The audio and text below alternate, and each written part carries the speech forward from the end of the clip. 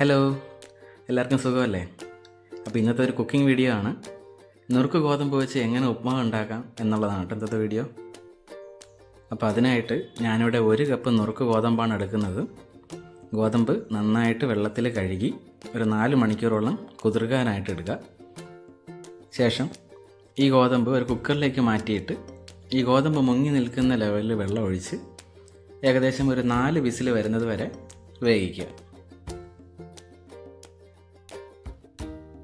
ഈ ഗോതമ്പ് വേകുന്ന സമയം കൊണ്ട് ഉപ്മാവിലേക്ക് ചേർക്കാനുള്ള മറ്റ് പച്ചക്കറികൾ നമ്മൾ കട്ട് ചെയ്ത് വയ്ക്കാം. അപ്പോൾ അതിനായിട്ട് ചെറിയ ഉള്ളി, വെളുത്തുള്ളി, പച്ചമുളക്, 1 കഷ്ണം ഇഞ്ചി, ഇതൊക്കെയാണ് കേട്ടോ ആവശ്യം. ശേഷം പാൻ ചൂടാകാൻ വച്ചിട്ട് അതിലേക്ക് കുറച്ച് വെളിച്ചെണ്ണ ഒഴിച്ചു കൊടുക്കാം. എണ്ണ ചൂടായി വരുമ്പോഴത്തേക്ക് അതിലേക്ക് കടുക് ചേർത്ത് കൊടുക്കുക. കടുക് പൊട്ടി തുടങ്ങുമ്പോഴേക്കും അതിലേക്ക് ഫ്രഷായിട്ടുള്ള കുറച്ച് കറിവേപ്പില, 1-2 വറ്റൽമുളകും ചേർത്ത് കൊടുക്കുക. ശേഷം നമ്മൾ അരിഞ്ഞു വച്ചിരിക്കുന്ന ഇഞ്ചി, വെളുത്തുള്ളി, പച്ചമുളക് ഇതെല്ലാം കൂടെ ചേർത്ത് കൊടുത്ത് ഒന്ന് നന്നായിട്ട് വഴറ്റുക.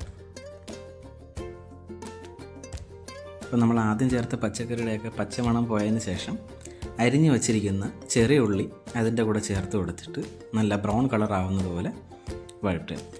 ആവശ്യത്തിന് ഉപ്പും ചേർത്ത് കൊടുക്കുക.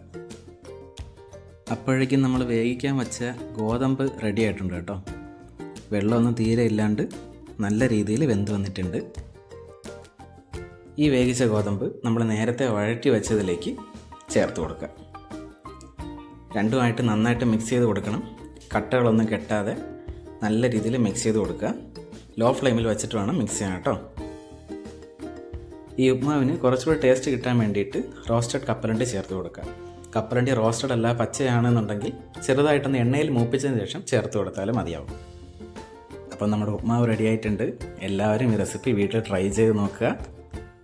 മാത്രമല്ല, ഇതുവരെ എൻ്റെ ചാനൽ സബ്സ്ക്രൈബ് ചെയ്യാത്തവർ സബ്സ്ക്രൈബ് ചെയ്ത് സപ്പോർട്ട് ചെയ്യുക. അടുത്ത വീഡിയോ ആയിട്ട് വീണ്ടും കാണാം. ബൈ.